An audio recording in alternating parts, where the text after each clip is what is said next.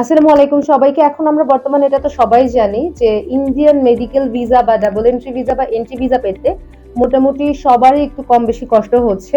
কিন্তু প্রকৃতপক্ষে বলতে গেলে এখন স্লটটা পেতেই যা কষ্ট, বাট আপনার হচ্ছে স্লট পাওয়ার পরে যদি আপনার ডকুমেন্টেশন গুলো ঠিক থাকে ইনশাল্লাহ আপনার ভিসা হওয়ার সম্ভাবনা অনেক বেশি। ঠিক যেমন ডকুমেন্টেশনটা তার ঠিক ছিল, তাই তার ভিসাটা হয়ে গেছে। আসসালামু আলাইকুম স্যার। আপনি কতদিন যাবত বা কয়েক জায়গায় ট্রাই করেছেন ইন্ডিয়ান ভিসার জন্য, তাই তো? জি, ৪ বার ট্রাই করেছি। আচ্ছা। তো যেরকমটা আমরা স্যারের থেকে শুনলাম যে সে বিগত সময়ে আমাদের এজেন্সির পূর্বেও সে ৪ জায়গায় হচ্ছে গিয়ে ট্রাই করেছে, বাট সে ভিসা নিতে সফল হয়নি। কারণ হচ্ছে তার ডকুমেন্টেশনের কিছু ভুলের কারণে। বাট ইনশাআল্লাহ উনি যখন আমাদের কাছে এসেছেন, আসার পর আমরা যখন তার সম্পূর্ণ ডকুমেন্ট ঠিকভাবে অ্যাসেসমেন্ট করেছি, তার প্রোফাইলটা সঠিকভাবে অ্যাসেস করার পরে তার প্রসেসিং যখন করেছি তখন তার ভিসাটা হয়ে গিয়েছে।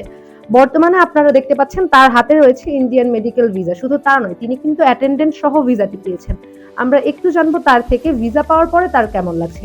স্যার, আপনি যদি একটু আমাদের বলতেন যে আপনি যে বিগত সময়ে ৪ বার ট্রাই করেছেন, ৪ বার ট্রাই করার পরেও যখন আপনার ভিসা হয়নি, তখন আপনার কিরকম লেগেছিল?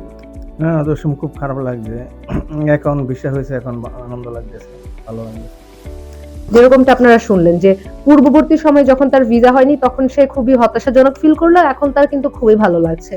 তো ইন্ডিয়ান মেডিকেল ভিসা বা ইন্ডিয়ান ভিসা যখন আপনার সাকসেস না হবে হতাশ হওয়ার কোনো কারণ নেই। একটা কথা জানবেন, ডকুমেন্টের অ্যাসেসমেন্ট প্রপারলি না হওয়ার কারণেই কিন্তু আপনার ভিসাটা মূলত রিজেক্টেড হয়, ডকুমেন্ট ঠিক থাকলেও। তো সঠিকভাবে অ্যাসেসমেন্ট এবং ডকুমেন্টেশনের প্রপার ইভ্যালুয়েশন করে সঠিক প্রসেস করতে আমরা আপনাকে সাহায্য করব। তাই আর দেরি না করে আজই চলে আসতে পারেন আমাদের এসআরও ট্যুরস অ্যান্ড ট্রাভেলসে। SRO tours and travels, your trusted travel partner.